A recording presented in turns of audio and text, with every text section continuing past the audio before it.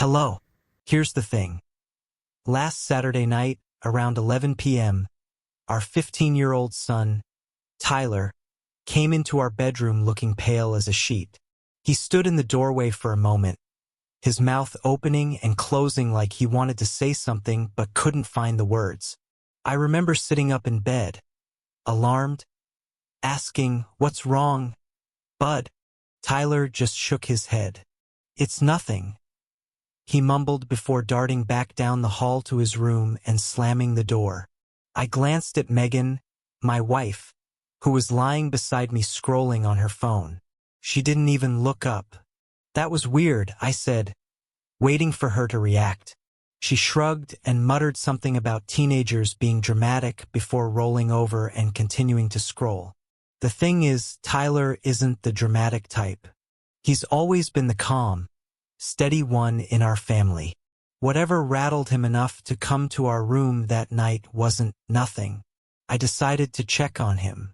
Megan didn't offer to come along, which felt strange at the time, but I didn't dwell on it. When I knocked on Tyler's door, he was already in bed, staring at the ceiling. "You okay, buddy?" I asked softly, leaning against the doorframe. He hesitated for a long moment before saying, "Yeah, just tired," but his voice cracked, and when I stepped closer, I could see his eyes glistening. I wanted to press him, but something about the way he turned his head away made me stop. Instead, I told him to get some sleep and let it drop for the moment. That night, I barely slept. My mind kept circling back to Tyler's face, the way his expression shifted from fear to discomfort in an instant. Was he in trouble? Was he hiding something? And why didn't Megan seem remotely concerned? For context, Megan and I have been married for 18 years. We met in college, fell in love hard and fast, and built a life together that, on the surface, looks like something out of a family sitcom.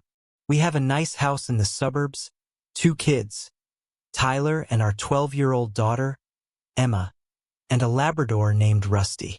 Megan works in marketing and I'm an accountant. We've had our ups and downs like any couple, but I always thought we were solid. Lately, though, things have been different. Megan's been distant, detached even. She's always been glued to her phone. But over the past month, it's gotten worse. She'll spend hours in the bedroom or out on the patio, her face lit up by the glow of the screen, smiling or laughing at something I'm never privy to. When I ask what's so funny, she just says, "Work stuff," or "a meme Samantha sent me," and changes the subject. I'd be lying if I said I hadn't noticed other things, too. She's been dressing up more, even for casual errands. New outfits, more makeup than usual, and a perfume I don't recognize. I joked about it once, teasing her about having a secret admirer, and she just laughed and said, "Maybe I do," in a tone that didn't sound entirely like a joke. I brushed it off at the time, but now it's nagging at me. After that night with Tyler, I started paying closer attention. I wasn't actively snooping, at least not at first, but Megan's behavior was so off that I couldn't ignore it. One morning, when she left her laptop open on the kitchen counter, I noticed her Facebook tab was still up. Megan's never been one to post much on social media, so I was curious. When I clicked on her profile, I noticed something strange. She'd recently added a bunch of new friends, most of them men I didn't recognize. One name stood out, Daniel Harper. The name tugged at something in the back of my mind, but I couldn't place it right away. Curious, I clicked on his profile. His face didn't ring any bells, but I saw a few college-era photos of him and Megan together in his throwback album. They looked close, too close for my comfort. When I asked Megan about it later, I tried to keep my tone casual. "Hey, do you remember a guy named Daniel Harper?" Her reaction was immediate and defensive. "Of course I remember Daniel," she said, a little too quickly. "We were friends in college." "Why?" "No reason," I replied, keeping my face neutral. "Just saw his name pop up on your Facebook and wondered." She shrugged and muttered something about how Facebook keeps suggesting people from your past. Then she changed the subject to Emma's school project, as if Daniel had never come up. It didn't sit right with me, but I let it go. For the moment, over the next few days, I couldn't shake the feeling that something was wrong. Tyler was still acting strange, quieter than usual, avoiding eye contact, and Megan seemed more distracted than ever. One night, I caught her sitting in the living room with her phone, smiling at the screen. When she saw me, she quickly turned it off and said, "Just checking emails," even though her work account is on her laptop, not her phone. Then there was the incident with Emma. She came into the kitchen one evening holding Megan's phone, her little face scrunched up in confusion. "Daddy, who's Daniel?"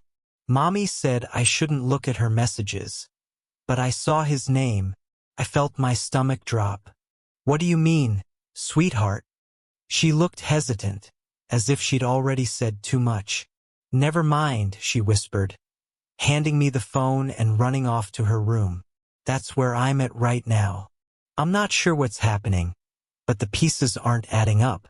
Between Tyler's behavior, Megan's secretive phone habits, and this Daniel guy suddenly reappearing, I can't shake the feeling that something is seriously wrong. I don't want to jump to conclusions. I love Megan, and I want to believe there's an innocent explanation for all of this. But my gut is screaming at me that there's more to the story. Am I overthinking this? Or is my family slipping through my fingers while I stand here, clueless? If there was nothing going on, then fine. I'd eat crow and apologize to Megan for doubting her. But if my gut was right, I needed to know before things spiraled further out of control. The not knowing was eating me alive. The first real breadcrumb came 2 days. Megan left her phone charging on the kitchen counter while she took Emma to her piano lesson. Normally, she's glued to that thing like it's an extension of her hand, so this was unusual. I told myself I wouldn't snoop. I wanted to be better than that. But the moment I saw the screen light up with a notification from D, my resolve cracked. It wasn't just the message itself. "Had an amazing time. When can I see you again?" That sent my heart racing. It was the timing. She'd told me she was working late the night before, and I'd stayed up waiting for her until nearly midnight. When she finally got home, she'd mumbled something about deadlines and crawled into bed without so much as a kiss goodnight. I took a screenshot of the message, sent it to myself, and deleted the notification from her phone. I told myself I'd confront her when I had more than just one cryptic text to go on. Over the next week, I started noticing more things that didn't add up. Megan suddenly had a lot of client meetings and networking events, most of which seemed to pop up last minute. She was careful not to leave anything suspicious in plain sight, but there were little things that caught my attention. A second receipt from the gas station when I knew she hadn't taken a second trip, or a hotel's logo on a pen she swore she'd borrowed from work. Then there were the calls. Megan always stepped out of the room to take them, lowering her voice just enough that I couldn't make out the words. When I asked who she was talking to, she'd wave me off with a breezy, "Just Samantha," or "a client." Nothing exciting. One night, when she thought I was asleep, I heard her laughing softly into the phone from the living room. It wasn't the kind of laugh she usually gave me. This one was warm, flirtatious, and it made my chest tighten like a vice. I wanted to storm in there and demand answers, but I didn't. Instead, I laid in bed, staring at the ceiling, wondering when my marriage had turned into a stranger's life. The thing that threw me, though, was the scarf. It was a blue cashmere scarf, the kind Megan wouldn't usually wear. She's not one for flashy accessories, and I definitely hadn't seen it before. I found it tucked into the passenger seat of her car when I went to grab a package she'd asked me to drop off. When I asked her about it later, she didn't even blink. "Oh, that's Samantha's," she said easily. "She left it at the office, and I was going to bring it to her." That explanation should have put me at ease, but it didn't.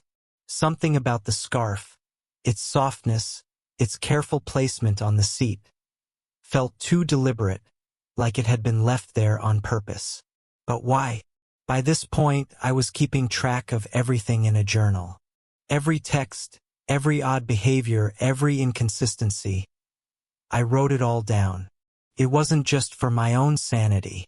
I needed to see the patterns, to figure out if I was chasing ghosts or if there was something real behind my suspicions. That's how I noticed the charges on our credit card statement. A few weeks back, Megan had suggested we use a new shared credit card for all our household expenses, saying it'd make tracking things easier. At the time, I thought it was a great idea, but now I could see she'd been making charges I didn't recognize. There were charges to places I'd never heard of, boutique restaurants downtown, a spa that didn't match the one she usually went to, and, most damning of all, a hotel. The hotel charge was small, like it could have been for drinks or parking, but seeing it there felt like a punch to the gut. When I confronted her about it, she seemed genuinely confused. "That's not mine," she insisted. "It must be fraud. I'll call the bank tomorrow." She sounded so convincing that I almost believed her, but something in her eyes didn't match her words.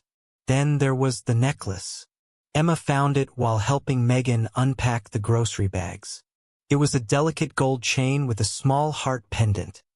Not Megan's usual style, but beautiful. Emma held it up, asking, "Mommy, is this for me?" Megan froze.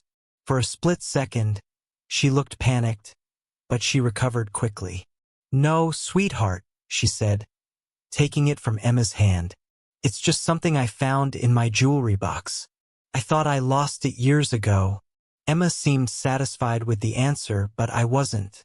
Megan's never been sentimental about jewelry, and I knew for a fact she didn't own that necklace before now.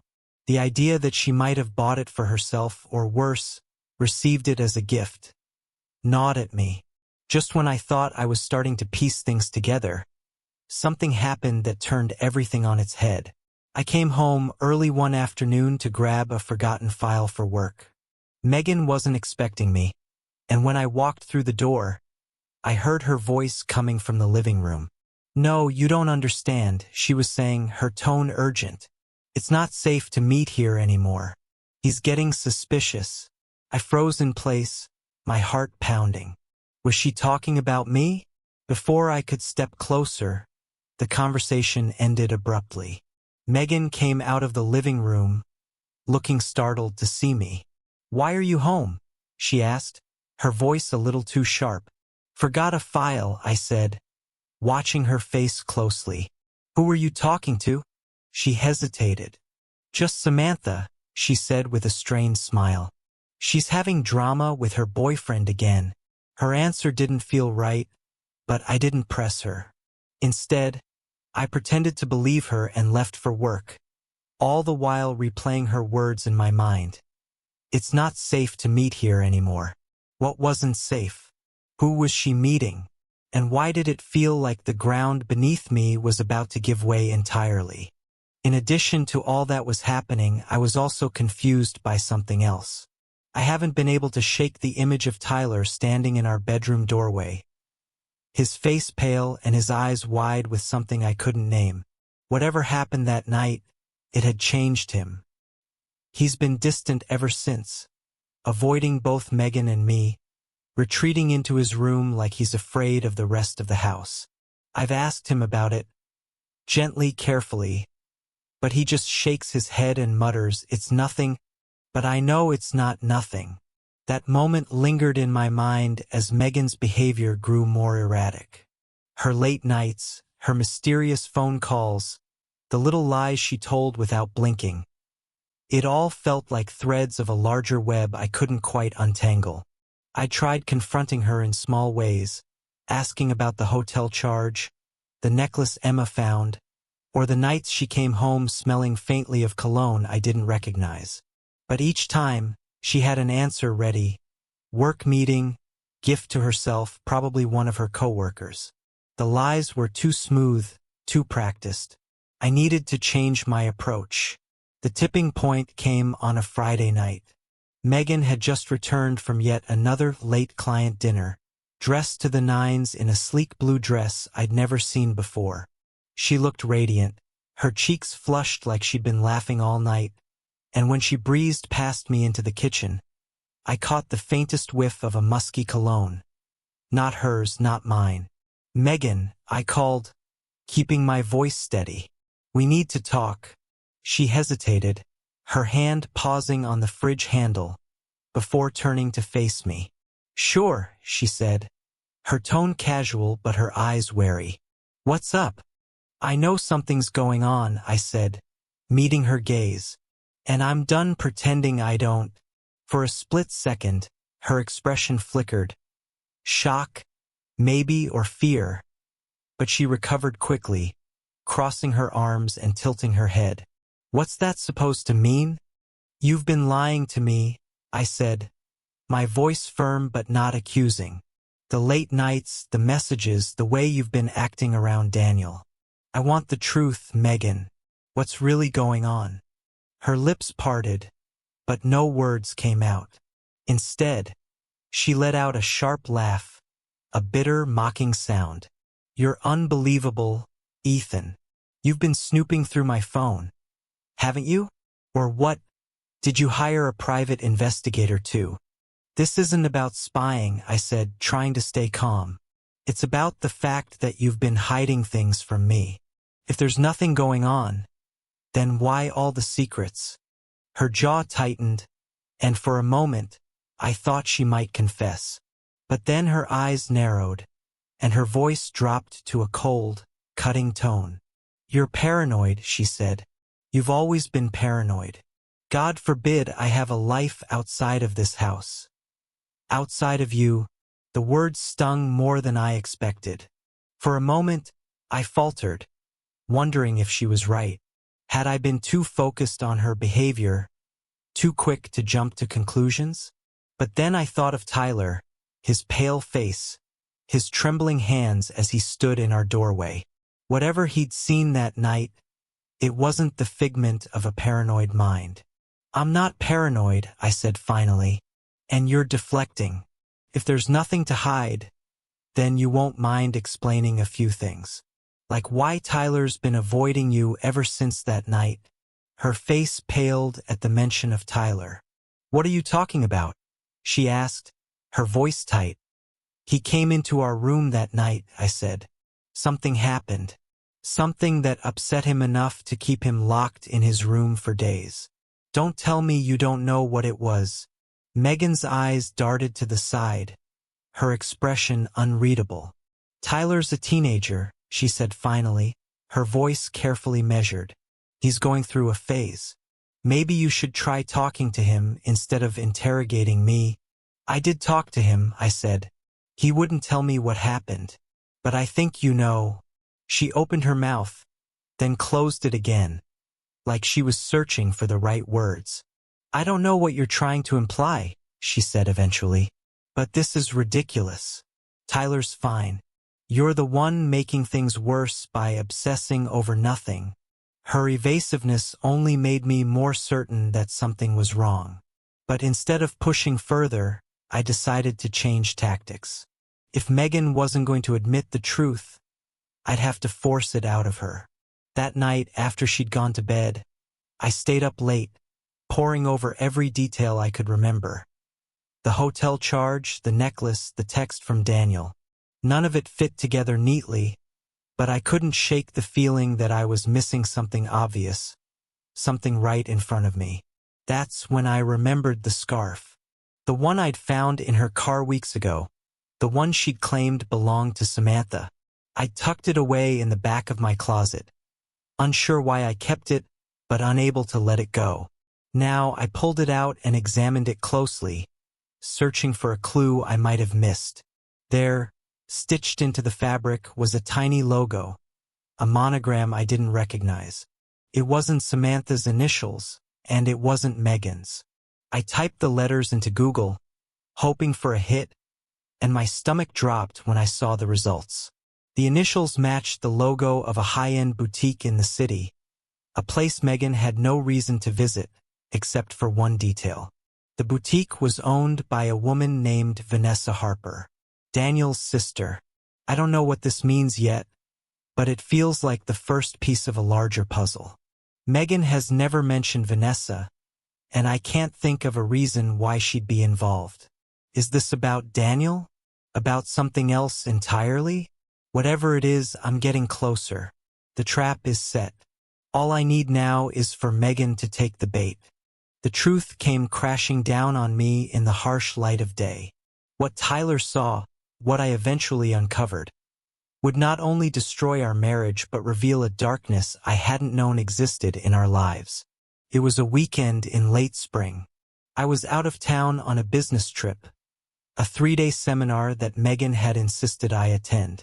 She'd been unusually supportive about it, even packing me snacks for the drive. A gesture that now feels sinister in hindsight. Tyler, meanwhile, was home. It was a Saturday, so there was no school. Megan had planned for Emma to spend the weekend at a friend's house, leaving the house quieter than usual. Tyler told me later that he was in his room playing video games when he decided to grab a snack from the kitchen. On his way back upstairs, he heard laughter, Megan's laughter, coming from the master bedroom. It wasn't the kind of laugh he was used to hearing from her. It was loud, carefree, and unguarded. Curious and maybe a little confused, he walked toward the door, which was ajar. What he saw stopped him cold. Megan was in bed with another man. Tyler described him as tall, with dark hair and a sharp, angular face. Someone he didn't recognize. They were wrapped up in each other, the kind of intimacy that left no room for doubt about what they'd been doing. Tyler froze, staring through the crack in the door, unable to process what he was seeing. Before either of them noticed him, Tyler stumbled back to his room, his heart pounding. He told me later that he sat on his bed for what felt like hours, trying to convince himself it hadn't happened, that maybe he'd imagined it.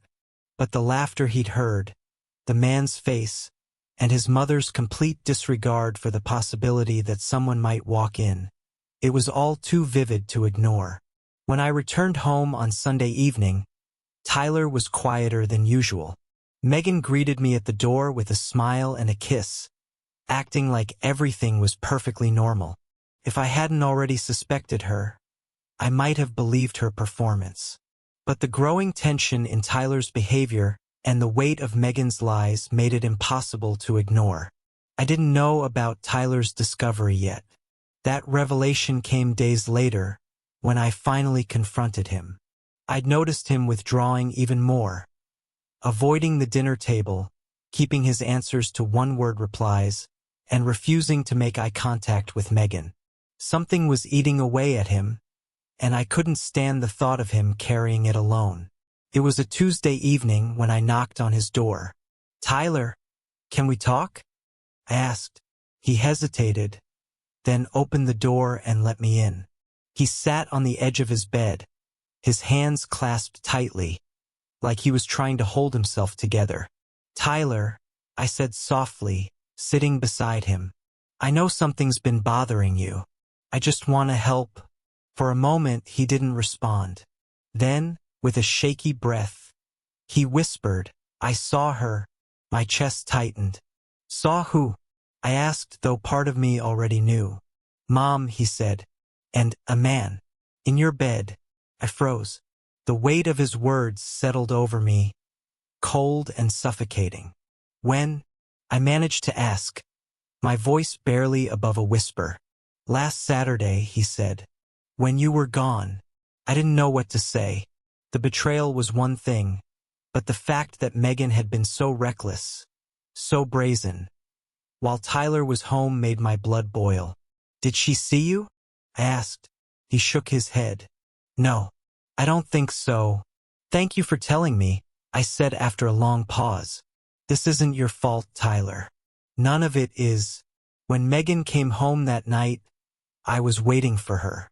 I'd rehearsed what I wanted to say, but my anger threatened to unravel everything. "We need to talk," I said as she walked through the door. She stopped, her smile faltering. What's wrong? Sit down, Megan, I said, pointing to the couch. Her eyes darted around the room, searching for an explanation, a way out. But she obeyed. What's this about? She asked, her voice tight. Tyler, I said. He saw you. The color drained from her face. What are you talking about? Last weekend, I said, my voice cold. When I was out of town, he saw you in our bed. With another man. For a moment, she just stared at me, her mouth opening and closing as if searching for the right words. Finally, she whispered, I can explain. Explain? I barked. You brought a stranger into our home, into our bed, while our son was here. What could you possibly say to justify that? It wasn't supposed to happen like this, she said, her voice trembling. I didn't mean for him to see. But he did, I shouted. And now he's carrying the weight of your betrayal. Do you have any idea what you've done to him? To us? Tears streamed down her face, but I felt no sympathy. Who is he? I demanded. Daniel? She shook her head. No, it's not Daniel. It's his brother. That stopped me cold. His brother? I repeated. Yes, she said, her voice breaking. James. He's the one I've been seeing. Daniel introduced us months ago. Introduced you? I interrupted, my voice rising. What the hell are you talking about? She hesitated, then blurted out the truth, and it was darker than I could have imagined. Daniel and James hadn't just reconnected with Megan out of nostalgia. They had drawn her into something far more insidious. They were involved in a network of blackmail and exploitation. Megan, desperate for validation and blinded by the thrill of their attention, had become an unwitting accomplice. They took pictures, she said, her voice trembling. Videos. It started as a stupid flirtation with Daniel, and then James. He convinced me to meet him. I didn't know what he was planning. But she choked back a sob. They said they'd ruin me, ruin us. If I didn't help, I stared at her, my stomach churning. Help with what? Getting information, she whispered. On you, on your clients. They wanted access to the people you work with, their businesses, their vulnerabilities. They said they'd use it for leverage, that no one would get hurt. But I didn't know how to say no. My mind reeled. Megan wasn't just betraying me. She had put my career, my reputation, and even our family's safety in jeopardy. It wasn't just an affair, she admitted, sobbing. It was everything. They trapped me and I couldn't get out. I was scared. The room spun as her words sank in. This wasn't just about infidelity. It was a betrayal on a scale I hadn't thought possible. Tyler's shattered innocence, Emma's security, my entire life. All of it had been collateral damage in Megan's reckless choices and the manipulation of men who had preyed on her weaknesses. I stood there, staring at her, unsure of what to say. There was no fixing this. Not anymore. After Megan's confession, I didn't know what to feel. Anger, yes, a white-hot rage that burned through every fiber of my being. But beneath it was something colder, heavier, grief. The life I thought I had, the woman I thought I loved, had been a carefully constructed illusion. I felt like a stranger in my own home, surrounded by memories that no longer felt real. Megan sat on the couch, her face buried in her hands. She wasn't crying anymore. Her shoulders just trembled as if all the fight had gone out of her. I wanted to yell, to demand why she'd let this happen, but the words caught in my throat. Part of me wanted to believe she was a victim in all of this, manipulated and coerced. But another part of me, a louder, angrier part, knew she'd made choices. She had let Daniel and James into our lives. She had lied to me, to Tyler, to Emma. Did you ever think about us? I asked finally, my voice cold, about what this would do to your family, to our kids. She looked up at me, her eyes red and swollen. Of course I did, she said. But they said they'd release the videos if I didn't help them. I thought I could keep it separate. That I could protect you and the kids. Protect us? I laughed bitterly. By betraying me in every way possible. By bringing them into our home? Tyler saw you, Megan. Did you even consider what that would do to him? Her face crumpled, and she started to cry again. I didn't know he saw, she whispered. I didn't know. That night I couldn't sleep. I sat in the living room, staring at the family photos on the wall, wondering how many of them were lies. Megan had been so convincing, so good at hiding her betrayal. How many times had she smiled at me, kissed me, told me she loved me, all while carrying on with another man, and helping him destroy everything I'd worked for. At some point, Tyler came downstairs. He hesitated in the doorway, then shuffled over to the couch and sat beside me. Is it true? He asked, his voice small. What Mom did? I didn't know how to answer him. How could I explain something I didn't fully understand myself? Yes, I said finally. It's true. He didn't say anything for a long time. When he finally spoke, his voice was laced with anger. Why didn't you stop her? The question hit me like a punch to the gut. I didn't know, I said. Not until now. He looked at me. His eyes filled with a mix of confusion and betrayal. What happens now? What happened next was chaos. The day after Megan's confession, I called my lawyer and explained everything. I needed to know where I stood legally, especially if Daniel and James tried to retaliate. The lawyer's advice was clear. Cut ties with Megan immediately and protect myself and the kids. But before I could make any decisions, new truths started to unravel. It began with a call from Samantha, Megan's best friend. I'd always liked Samantha. She was brash but honest, the kind of person who wasn't afraid to speak her mind. When I answered, she didn't waste time on pleasantries.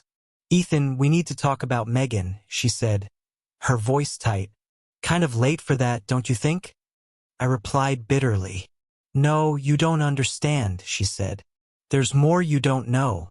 She explained that Megan hadn't just been coerced. She'd been targeted. Daniel and James had approached her because they'd done their homework. They knew about my career, my clients, and the sensitive information I handled as part of my job. Megan was their way in, yes, but they'd also used her vulnerabilities against her. Samantha told me about Megan's struggles, her insecurities, her need for validation, things Megan had never shared with me. They preyed on her, Ethan, Samantha said. That doesn't excuse what she did. But she wasn't the only one making terrible choices.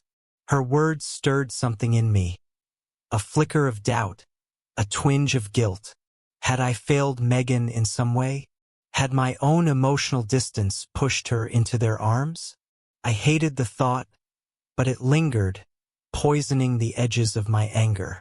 Then there was the final twist, one I never saw coming. A week after Megan's confession, I received an envelope in the mail with no return address.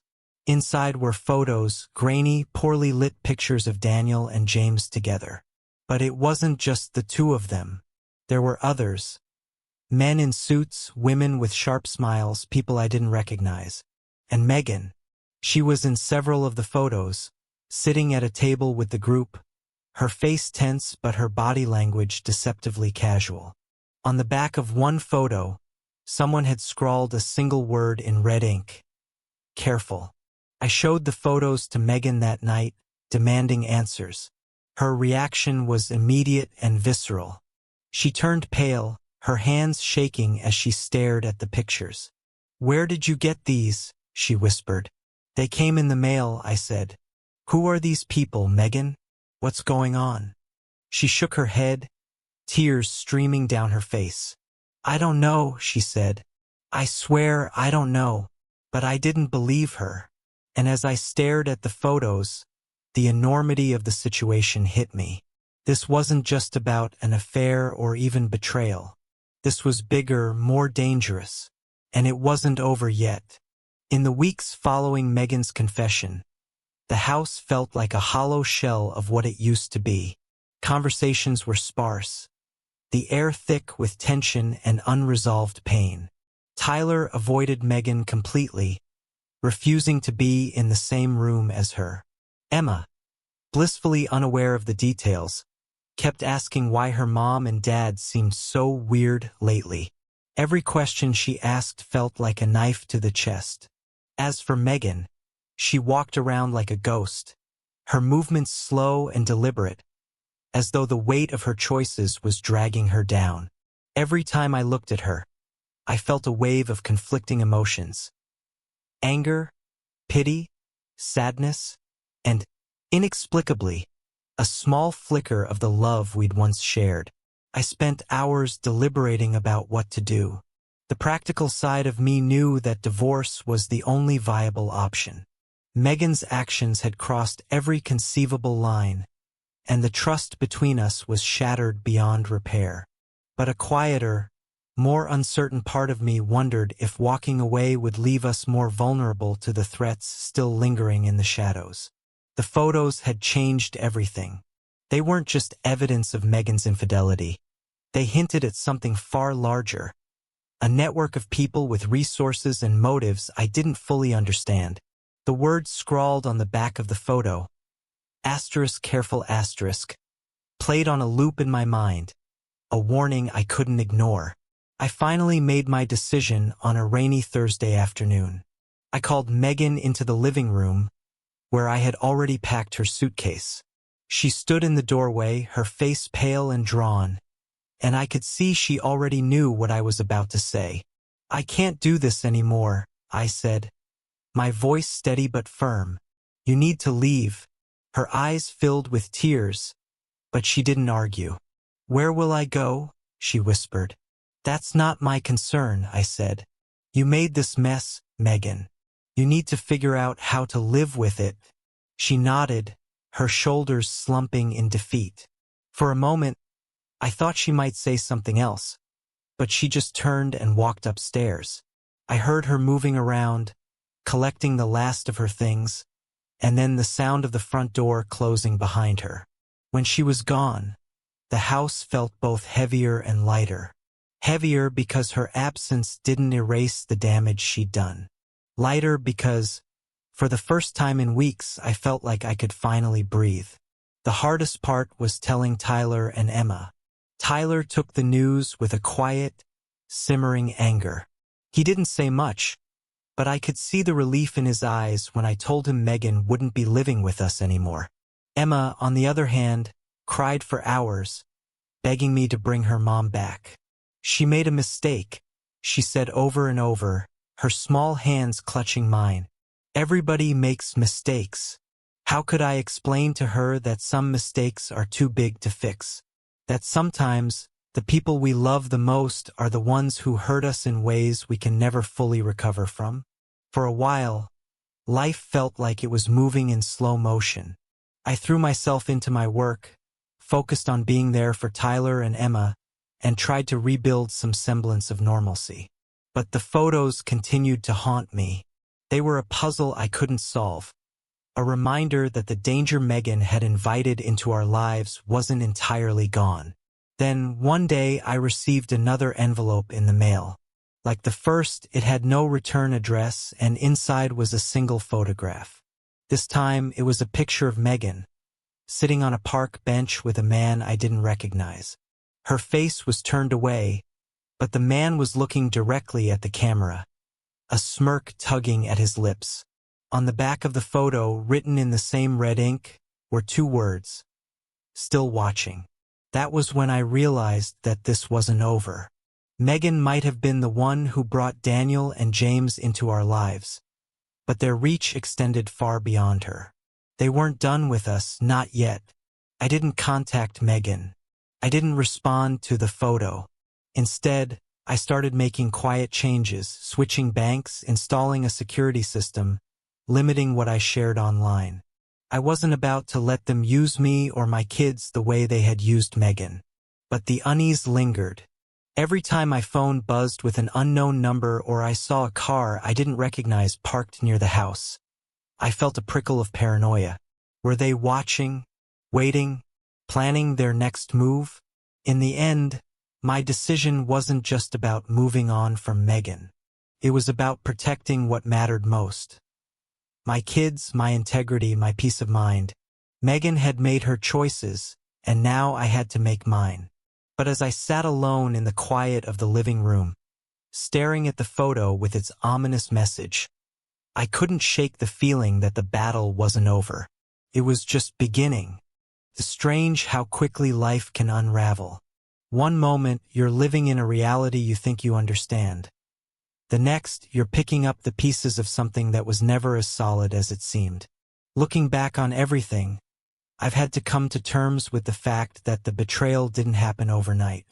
It was a slow erosion, a series of small cracks that I didn't see or chose not to see until it was too late.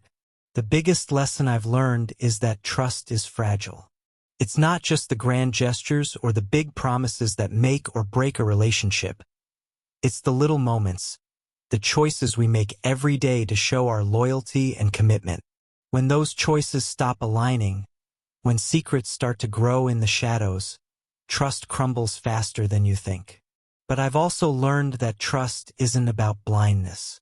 Loving someone doesn't mean ignoring the warning signs or excusing bad behavior. If your gut tells you something is wrong, listen to it. Ask the hard questions. Pay attention to the details. I used to think doubt was the enemy of love, but now I see it differently.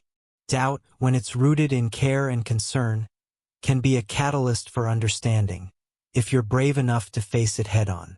If something feels off, it probably is. That doesn't mean you should jump to conclusions, but don't dismiss your instincts either. Trust your gut, and don't be afraid to dig deeper. Whether it's emotionally, financially, or even physically, make sure you're taking steps to safeguard what matters most. In my case, I had to take legal and security measures to ensure my kids and I were safe from the lingering threats Megan's actions had brought into our lives. Healing takes time, and trust can't be rebuilt overnight. If you decide to give someone a second chance, make sure it's on your terms, and don't let guilt or pressure push you into forgiving too quickly. Learn to let go. This is the hardest part, but sometimes the only way forward is to let go of what was. Clinging to the past won't fix the present, and it won't give you the closure you're looking for. If there's one silver lining in all of this, it's the bond I've built with Tyler and Emma. They've seen the worst of this situation, but they've also seen what it means to stand up for what's right and protect the people you love. Tyler has started opening up to me more, and I'm doing my best to create a sense of stability for both of them, even as I navigate this new, uncertain chapter of my life. As for Megan, I haven't spoken to her since the day she left. I don't know where she is or what she's doing, and honestly, I don't want to know. But I do hope, for her sake and ours, that she's learned something from all of this. People can change, but only if they're willing to confront the truth about themselves. When trust is broken, can it ever truly be rebuilt? Or is it like shattered glass? Something you can piece back together but never make whole again? I'm still figuring out my answer, but maybe you've already found yours. Please let me know in the comments below this video. Thank you to everyone who listened to my story. Bye-bye.